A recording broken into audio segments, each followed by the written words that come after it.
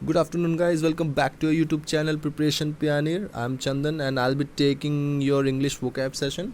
Guys, A4 X and Y group के लिए एक महीने से भी कम का समय रह गया है, तो मैं आज से आपके लिए एक सीरीज़ लेके आ रहा हूँ जिसमें मैं आपको A4 X and Y group के एग्ज़ाम ओरिएंटेड वोकैब्स आपको प्रोवाइड करूँगा, जो कि बहुत ही हेल्पफुल साबित होंगे आपके एग्ज़ाम के लिए।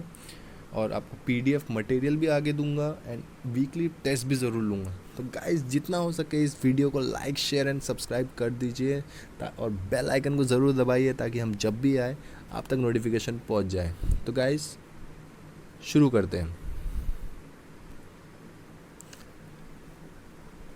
डेफिएंस। गाइस, डेफिएंस का मतलब होता है किसी एक्शन को चैलेंज करना, डिसोबे करना या किसी को डराना या धमकाना। ओके, ऐसे कोई भी एक्शन जिसमें आप किसी को चैलेंज कर रहे हैं, किसी के एक्शंस को चैलेंज कर रहे हैं, किसी को डिसोबे कर रहे हैं या किसी को डरा रहे हैं, धमका रहे हैं, फ्राइटेंड कर रहे हैं, तो ऐसे इसके लिए वर्ड यूज़ किया जाता है डेफिएंस। इसका एंटोनिम होगा ऑब्वियसली हार मान जाना, सबमिट कर देना। एक एग्जाम्पल सेंटेंस आपके लिए दिया है, there was challenge and defiance in her gaze. Guys, notes ज़रूर बनाइए और एग्जाम्पल के साथ नोट्स बनाइए ताकि आपको समझने में आसानी हो। Okay, next question. Conciliation. Guys, conciliation का मीनिंग होता है जब कोई समझौता बहुत ही शांतिपूर्व, बहुत ही पीसफुली होता है, या कोई सुलह बहुत ही पीसफुली होता है, उसको हम बोलते हैं कंसिलिएशन। ओके, इसके सिनोनिम्स है पीस मेकिंग, पीस बिल्डिंग, और दो है कंपोजिशन एंड कंटेनमेंट। इसका एंटोनिम है ऑब्वियसली प्रोवोकेशन, प्रोवोक करना, भड़काना। एक एग्जाम्पल दिया है, he held his hand up in a gesture of conciliation. Okay, galvanise. Guys, galvanise का मतलब होता है जब हम किसी को एक्साइट कर देते हैं, शॉक कर देते हैं, या किसी को झटका दे देते हैं, या कभी कभार किसी को मोटिवेशन और एनकरेजमेंट भी इसके अंदर आता है। गाइस, के सिनोनिम्स और एंटोनिम्स देखते हैं। Shock, startle, motivation, encouragement. Okay, and इसके एंटोनिम्स है ऑब्वियसली डिमोटिवेट करना। Example sentence, the urgency of his voice galvanize them into action. Next question. एफिशिएशियस।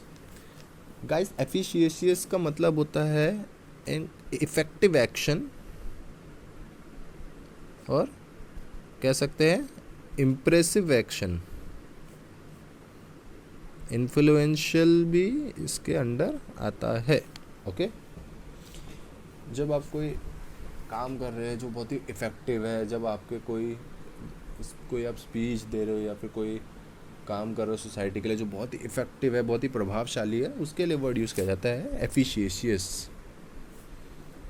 Okay, इसके सिनोनिम्स है सक्सेसफुल, इफेक्चुअल, इफेक्टिव, इम्प्रेसिव।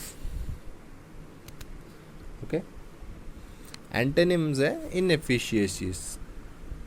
वही जो इफेक्टिव, अनइफेक्टिव होते हैं, अनसक्सेसफुल होते हैं, है ना, जो इम्प्रेसिव नहीं होते हैं। एग्जाम्पल सेंटेंस दिया है, this treatment was efficacious in some cases. Okay, next question. Tactical. Guys tactical का मीनिंग होता है प्लानिंग, प्लॉटिंग करना, किसी चीज़ के लिए स्ट्रैटेजी बनाना या कैलकुलेशन करना। ये वर्ड मोस्टली हमारे आर्म फोर्सेस में बहुत फेमस है, क्योंकि प्लानिंग, प्लॉटिंग, स्ट्रैटेजी ये सब वहाँ पे लगता है। तो टैक्टिकल का मीनिंग होता है planning, plotting, strategy and calculation. Okay, ये सिनोनिम्स दिए, प्लान, प्लॉटेड, इसमें जोड़ दीजिए स्ट्रैटेजी एंड कैलकुलेटेड, ये जोड़ दीजिए। एंटोनिम इसका दिया अनवाइज, यानी जो थॉटलेस और केयरलेस होता है, इसको बोलते हैं unwise. Example sentence, in a tactical retreat she move in to a hotel with a daughters. Okay, next question, palpable. Guys palpable का मतलब होता है वो चीज़ जो बहुत ही नोटिसेबल होता है इजीली, या एक बहुत ही क्लियर होते हैं, बहुत ही साफ, और जो बहुत ही स्ट्रेट फॉरवर्ड रहते हैं। ओके, इसका एंटोनिम है इंटेंजिबल। इंटेंजिबल मतलब ना के बराबर। ओके, जो नोटिसेबल, जो नोटिसेबल नहीं होते हैं, और इनविजिबल। So there, एक सेंटेंसेस का, there was palpable tension in the room. Okay, marginal. Guys marginal का मतलब होता है स्लाइट, थोड़ा, और कह सकते हैं जो बहुत ही कम अमाउंट में, स्मॉल, टाइनी यूज़ किया जाता है, उसके लिए वर्ड यूज़ किया जाता है मार्जिनल।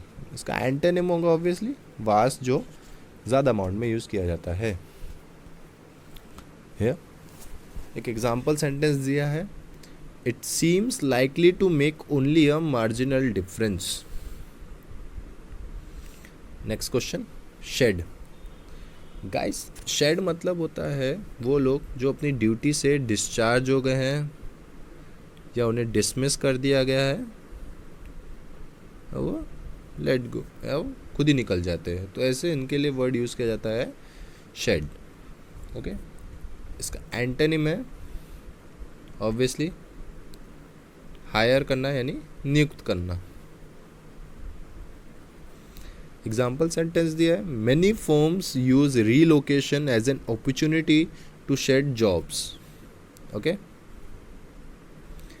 नेक्स्ट वर्ड है एपिटोमाइज। गाइस कोई भी चीज़ को जब हम समराइज करते हैं, एक समरी लिखते हैं, या उसका एब्स्ट्रैक्ट लिख रहे हैं, या एक शॉर्ट नोटिस बनाते हैं, उन ऐसे इसके लिए वर्ड यूज़ किया जाता है एपिटोमाइज। इसके सिनोनिम्स हैं abstract, precise, brief, cut short, summarize. Okay, antonyms elaborate, यानी एक्सप्लेन करना, in deep. Okay, for example, for the benefit of our readers we will epitomize the pamphlet. Okay, next question, imprudent। guys imprudent का मतलब होता है मूर्ख, unwise. एक careless, thoughtless और unwise person को भी कहा जाता है इम्प्रूडेंट। ओके, इसका ऑब्वियसली एंटोनिम होगा प्रूडेंट, जो बहुत ही कॉशियस, बहुत ही केयरफुल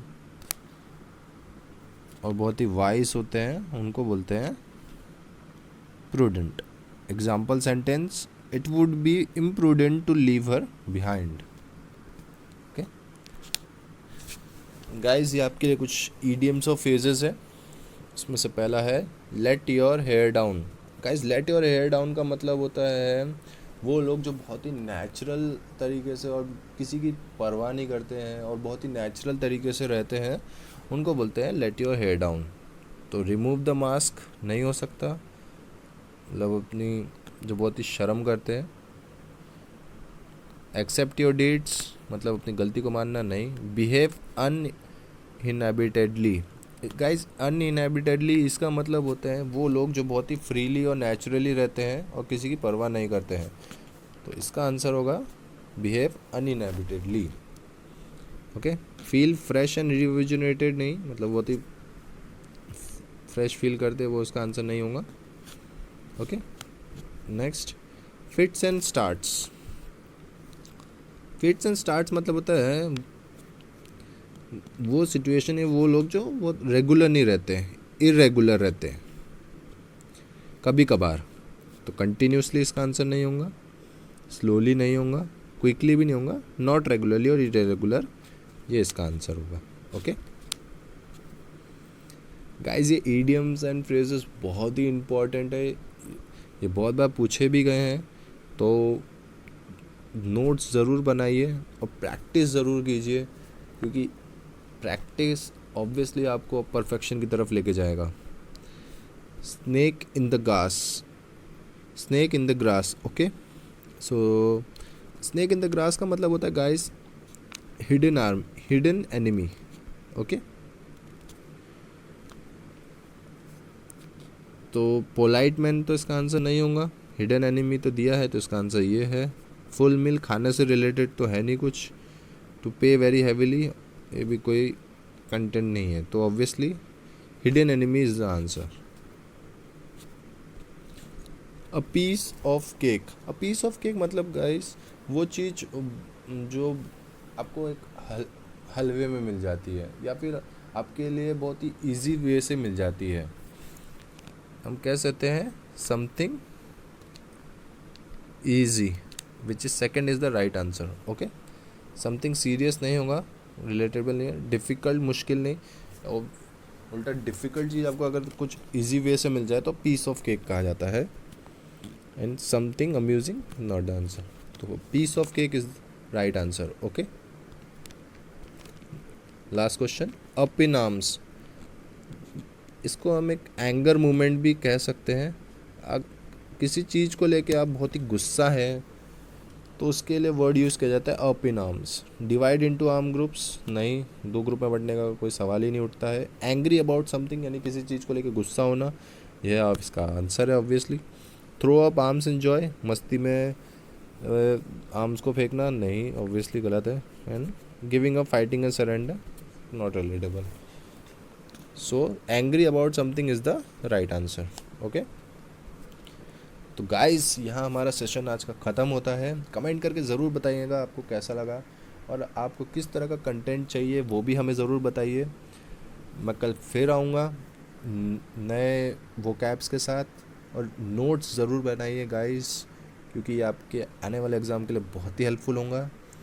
और थैंक यू आज के लिए. And please do like, share and subscribe this video, and also ring the bell icon. Thank you so much.